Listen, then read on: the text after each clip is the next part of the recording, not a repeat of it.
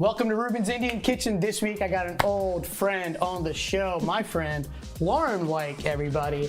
Hello. Owner and operator of DeToro's Pasta out of South Philly. We've known each other since we were 18. She was my first friend in culinary school not that long ago. We're not gonna date ourselves. So we're gonna be doing something, this is kind of a collaboration dish. Because Lauren does these wonderful, wonderful pastas. I wanted to do a little take on that. So I'm gonna show you guys how to make a potato filling that's usually used for samosas. We're gonna kind of have some fun with that and we're gonna put it into some pasta. Absolutely, right, Lauren? Absolutely. So first thing we need to do is we need to start peeling these potatoes. She said she wasn't gonna do it, but I'm gonna make her do it on camera. Can't wait. You can start just peeling these potatoes. It's already pretty much ready to go. And while you're doing that, I'm gonna toast the spices and get the little mix together. All right. Where are we putting them? In that bowl? Right in this bowl, and we're gonna mash it. So the spices for this are as follows. I'm gonna turn on our pan here on super high and start toasting some of these spices. I'm gonna throw some fennel seeds into a pan, and I'm just gonna balloon these spices, just toast them so they get a really, really great kind of air, like it just kind of brings out all the oils and all the flavor of them. So we're gonna bring those to a little nice toast. We're also gonna be pairing this in a very traditional way with a date tamarind sauce that's gonna be mounted with butter at the very end. And it's just gonna add just a different taste to, a different take on a samosa and all of like that kind of flavor profile. With this samosa filling, there's a couple different components to it. So we have the potatoes that Lauren's working on. We're also gonna add some peas. We're gonna add Amchur powder, which is dried mango powder. All right, I'm gonna add that right to our mortar and pestle. And this is like our kind of interesting ingredient that you guys are not gonna get to see very often. This is asafoetida or hing powder. It is part of the onion family.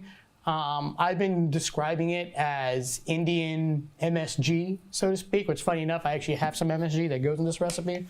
This is optional. You don't need to have this in your recipe. It just adds kind of a nice oniony savoriness to your vegetarian products. That's what it's really used for. I'm gonna add just a little bit of MSG to this. And ground coriander. So Lauren, Yeah. we've known each other for a while. Lauren has known me way too long. We've worked together only once though in that whole time. I got you a job and then left. Sure did.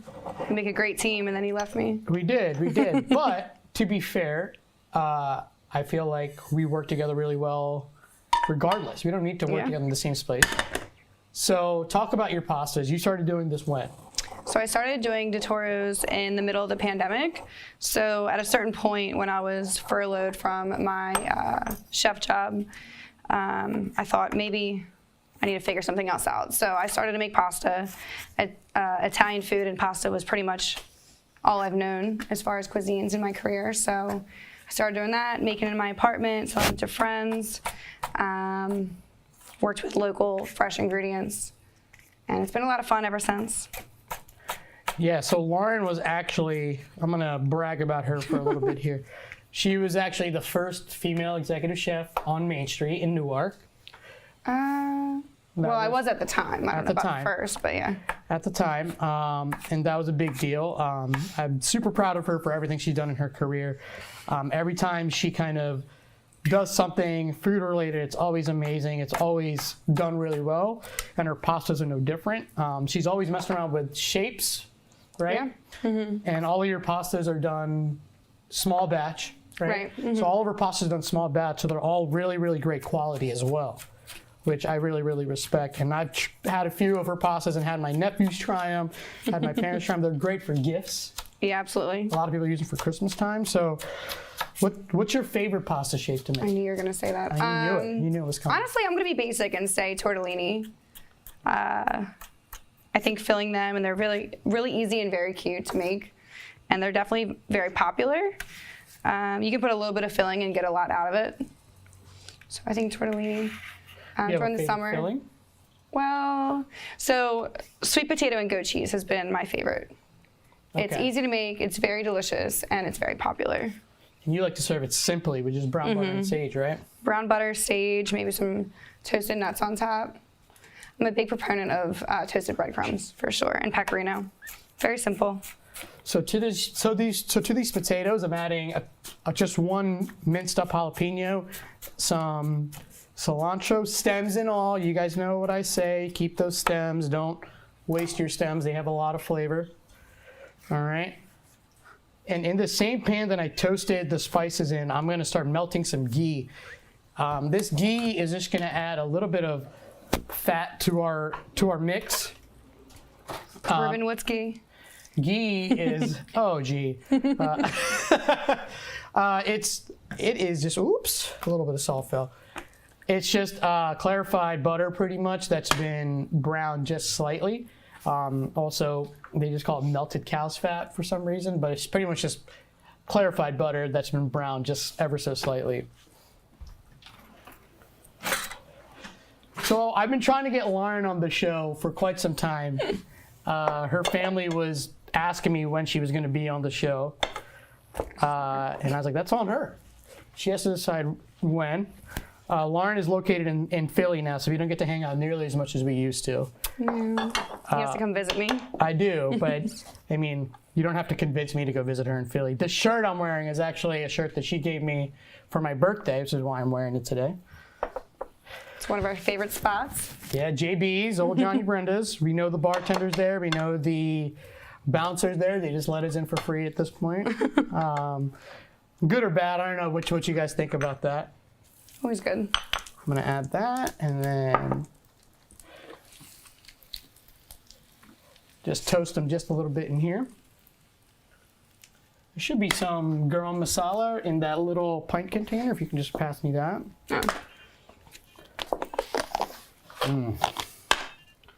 Special mix. Just that. I'm just going to toast these spices just ever so slightly.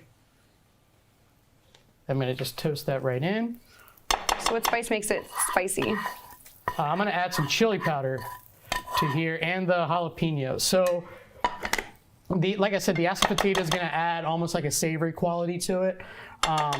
It's an ingredient that I just started working with because, you know, I wasn't really too big on Indian food, as you know, in the beginning of my career.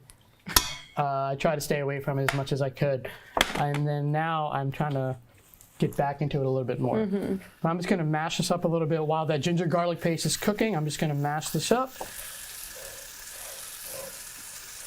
So Lauren, I already made you a batch of the mix, and you're going to just talk a little bit about your pasta dough, how you make that, and Sure. Go ahead. Okay, so my pasta recipe is primarily whole eggs and double O flour with a little bit of semolina as well to give it a good bite, and a little bit extra egg yolks. So there are many ways that you can make a pasta, whether it's all egg yolk or primarily semolina. I think a perfect mixture of all of them kind of give a good bite, a nice chew, and also is very pliable. I know I've messed with a lot of different kinds of recipes where they're very dry or very wet. I find that an all egg yolk dough can be especially pricey. I mean, you're going through double the amount of eggs and also a little bit harder to knead. So I found a perfect recipe where it's primarily double O and primarily whole eggs with a little bit extra of the yolk and semolina in there too. So I made a half batch right here. I can share the recipe with Reuben if he wants to share that.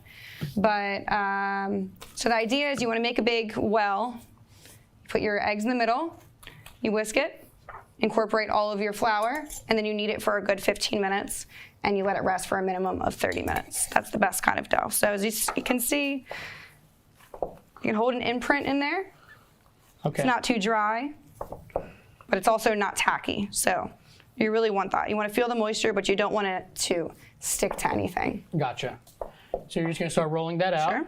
And you already have some made, but I want you to show them how we make that. And maybe you can even show them some of these different little shapes we can do. Show them how to do a tortellini and some of these other ones. Absolutely. So we decided a triangoli.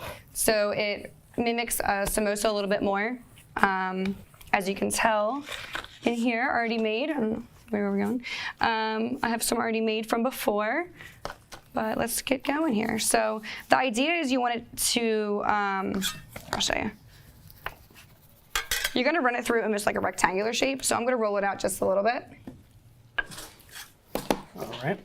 So I just added some MSG, ginger garlic paste, cilantro, all those spices that were bloomed in the ghee in here. I mash it all up, and then I'm going to add our frozen peas there towards the end. I taste it, and it tastes really, really great. One of the things I did with this mix was I made a dish called Aloo Tikki out of this mix, which is just pretty much a crispy potato patty. You can serve it as a burger. You can serve it with other. You can serve it by itself as an appetizer, bread it, fry it. I mean, who doesn't love potatoes? All right. And so the reason I already made a mix for her is because you can't really put hot product into a pasta, or it'll start to cook it. So that's what your mix is going to look like. It's going to look almost like a little kind of a homogeneous mix. You want a little bit of chunk in there from the potatoes. And that's some of it. So I'm just going to clean up just a little bit over here. And the best filling is dry. You want it to be a dry filling. Okay. Because then it'll just run everywhere. I feel you. So to pair with these beautiful triangolis that Lauren made, we're also going to be doing a classic sauce that goes with it, which is a date and tamarind chutney. But we're going to be making just a little bit looser, and we're going to be cooking it with a little bit of butter at the very end to kind of mimic kind of how you would cook traditional pasta, using a little bit of the pasta water to thicken it up in butter. I'm just going to put these in here. Let me just. So in this bowl, I have about a cup of dates. I have a couple tablespoons of the tamarind concentrate and just water to cover, and I've been letting that sit for about 20 minutes. I'm just letting those dates kind of soften up a little bit.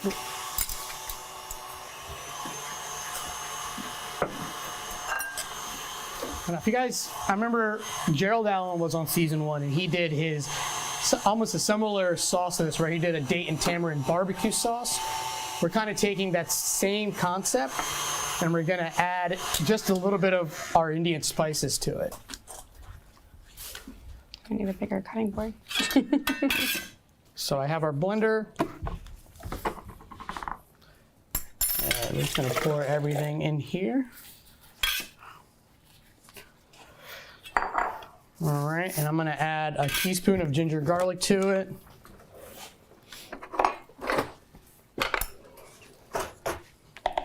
Teaspoon of ginger garlic. Just a little touch of lime juice. Some coriander. And cumin.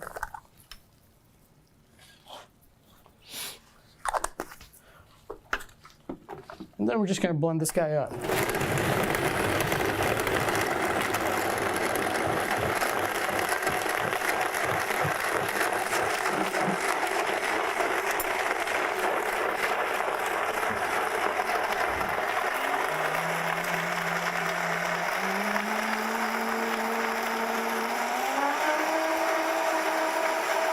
Now it's going to look very pale, where all of those bubbles are going to be knocked out once it starts to sit a little bit. And it'll start to get darker, and you'll see the dark colors from it.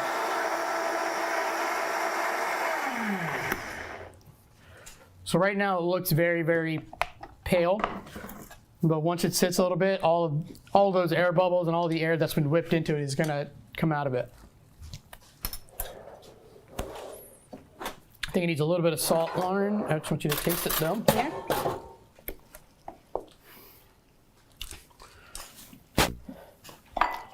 Now, what am I looking for? I'm just going to add a little bit of salt to it, but this is going to kind of have a little bit of acid, a little bit of sweetness. I think I'm going to add just a little bit of chili powder to it as well. What do you think? I think just a touch of salt. A little salt. Otherwise, it's well-rounded. Let me get my salt over here. Just going to add just a touch more salt to it.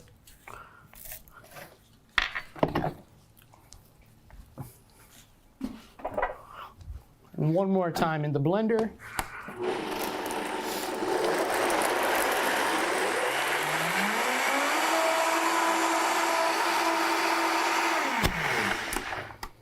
We're just gonna let that sit right in front of here, next to our samosa mix.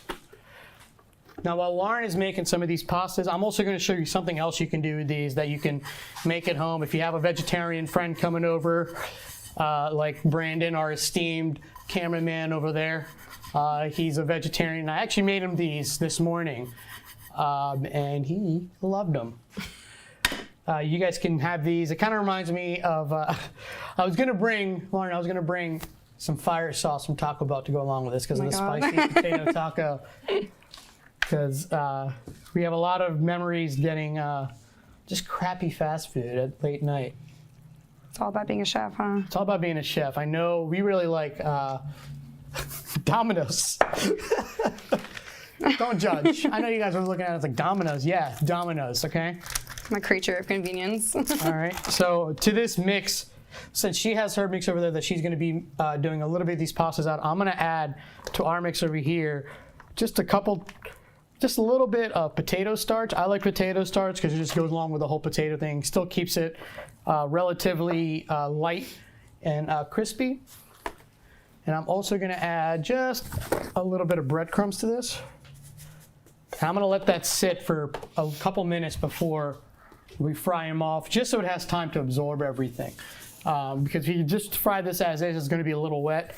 If you give it some time, the mixture is gonna be able to absorb everything, and it'll be nice and solid to fry off in your pan over here. All right. How are we looking over there, Lauren? Looking good. So the triangoli seem like they're pretty straightforward. Yeah. Just cut them into squares and Just fold it. just fold it over.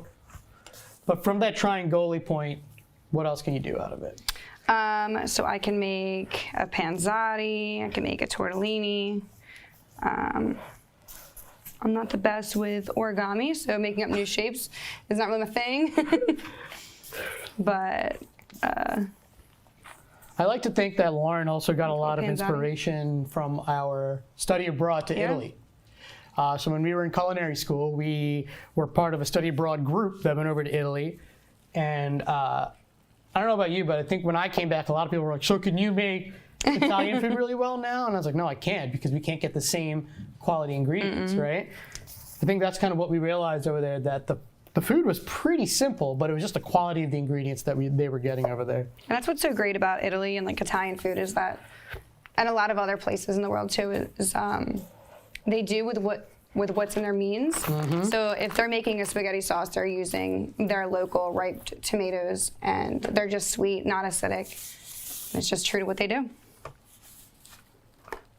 All right.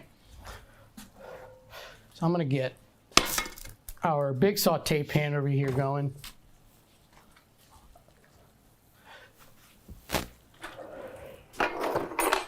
So I'm gonna throw some ghee in the pan.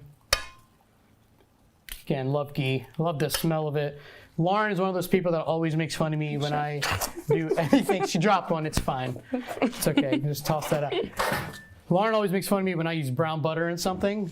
So moved on to ghee, I think, which is pretty much the same thing. Yeah. So, I don't know why I even make that joke that I moved on, because it's the same person, the same ex, just a different face, you know? Sure. All right. So you ready to start dropping some of these? I think so, yeah. You just finish up this last one. So I have some salted water here that's been boiling away. I don't like that rule. I had my teachers on here that's supposed to taste like the sea. Do you agree with that? I'm pretty old school. Are you? I don't Okay. think that it needs to, but I prefer it to be. Okay. But I also think that you'll have more control over the flavors of your dish if you don't do that. So where are you at with it? I guess I'm conflicted. I usually add a good amount of Maybe salt it to my water, depends. honestly. It depends on what the final dish is, I feel like, is what you're telling me. Absolutely. Which I agree. All right. Let me know when you're ready. Just want to make sure these are all closed up. I think you can drop them in our The crazy thing about fresh pasta is that it does not take very long to cook. No, and a good point to make is that if you're cooking it from fresh, you want to make sure your dough is going to be done at the same time your filling is going to be hot. So if you have a thinner filling, I guess, you want your dough to be rolled out thinner. Okay. So that it can kind of meet. If you have a really thick filling, whereas we do now, you don't want to make the dough too thin because your dough might overcook before your filling is nice and hot. Gotcha. That's a good little I know. little tip. Look at you coming in hot with the with the tips and tricks. Learned a little something. All right, you ready? Yeah, I think you can go ahead and drop them in there. I have our little spider over here, and I'm gonna actually roll out. Let me see if I can find something to put these on. I'm gonna make one of our potato patties here. Now I did this for a pop-up, and I just served it as a burger, one of these Aloo Tikkis. Kind of formed it into a patty.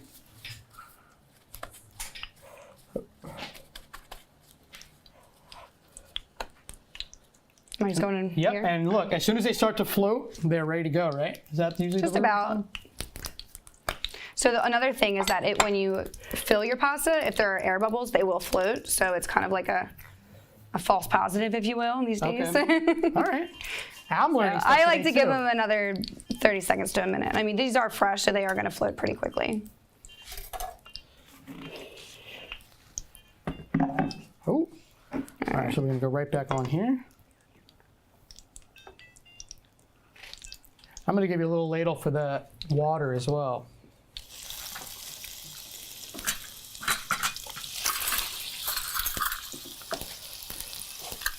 Is that my ladle? Yeah, I think that's all we have right now.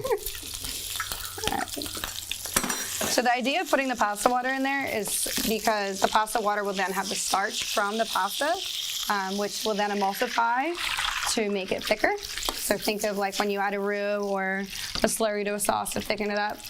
You're kind of doing the same thing. Ooh. So what else do you put in here? So we're just going to put some of our tamarind date sauce.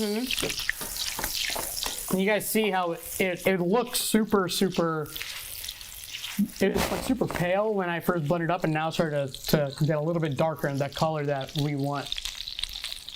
I'm just going to pour just a little bit of this in here. And then I'm going to grab you some butter. More butter? No, I'm going to actually grab some mint. That's what I meant to grab out of here.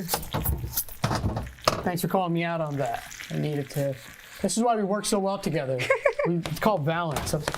So the idea is you want your pasta to be about 90% of the way there when you put it in the sauce. You want that starch to continue to come out of the pasta, but you also want that sauce to cook into your pasta as well, so it becomes cohesive. It pains me to see a plate of pasta with the sauce poured over top. Oh yeah? I know it's old school, but And then I'm it's so much better to do it this way. Just add some yeast to that. Do you always have a bag of peas in your freezer? I do. I do too. I do. I was just telling a couple of friends earlier today how much I think frozen peas are kind of underrated in my opinion. I always have a block of locatelli pecorino and a bag of frozen peas. You have For to a have quick like meal. pantry staples. I feel like everybody has some pantry staples. Like, I don't know, I'm trying to think of some other pantry staples. I know, and now I've always had tea is a pantry staple. Yeah, I think that's pretty much it. I don't really have anything else other than, it's not like you that always has Parmesan. You do a really good job of actually cooking at home though. I'm lazy though, it's always something quick. Cacio e pepe all day. All right, where's the temp here? Off. Right here, yep, it's off. Oh. You want a spoon? Yeah.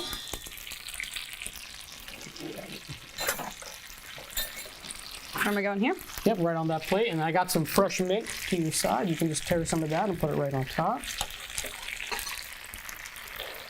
And I got our Aloo Tikki here. I'm gonna flip it. Nice golden brown, you see that? I don't know if you guys can hear that. Should I get down close to it? I'm scared that I'm gonna burn myself because I want to put my mic close to it so you guys can hear how crispy that is. All right. And a lot of that is because of that potato starch. Potato starch really does a great job of keeping things nice and crispy. That looks great. It's a nice consistency. Do you want whole leaves? I think we should just tear some on there, yeah. All right.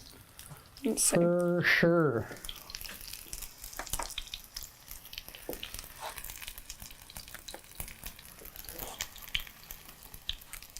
So is this recipe from your family? Not really, you know, I've kind of, I'm trying to broaden my horizons a little bit ever since this show started. I've been trying to do some more traditional Indian foods. So this Aloo Tikki is definitely one of them. This dish is obviously kind of an Americanized version, kind of a way to introduce people to Indian flavors that I think is very approachable. So I think a lot of people like pasta. I would say 99% of people love pasta and want to eat pasta. Yeah, right. And so something like this, I think if someone ate that, they would not eat those flavors normally, and in a pasta form they would. So this is why I kind of wanted to do this and try this recipe out, because I think it's a fun idea. I think just like samosas, I think it's a great vessel for any flavors. I think pasta's the same way. I think you can get really creative with pasta. I don't have any gloves in here. I always say that pasta is a great, obviously a vessel for any sort of fusion. So this is why it's so appropriate. But then also, someone that doesn't have quite as much Indian palate, a samosa is approachable. Yeah, and I like to think a lot of people do know what a samosa is. There's a lot of people that don't, which is fine. Yeah, I think we're just gonna give this, finish this off with lime. I think everything's always better with a little bit of acid on top. I don't care, that's fine. Give it a little rub it on top. A little crispy salt. Always. Always finish it off with the crispy salt. I don't have my Maldan here with me, but should we taste these? Yeah, absolutely. I think we should. Taste both of these. Let's taste just the Aloo Tikki by itself. And then we'll go with the pasta afterwards. Okay. Uh-oh. That's really good. I think you could have gone a little spicier. I think so. I'm always concerned about Spice level. the spice level in my dishes because I like things crazy hot. I go to a Thai restaurant by me, and they gave it to me 17 out of 10. Oh, wow. And they know that every time I call. But, yeah, it's great. And then going for the pasta, I think we should try it.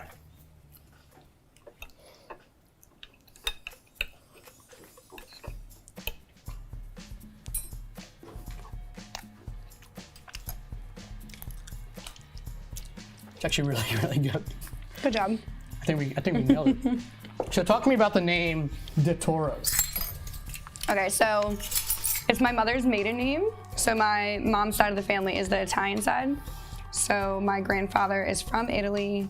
Couldn't tell you what part. I've heard Sicily, but he passed unfortunately when I was very young. So DeToro's is the name we have to tie me to our Italian heritage. So I wanted to pay homage to my family and my Italian side.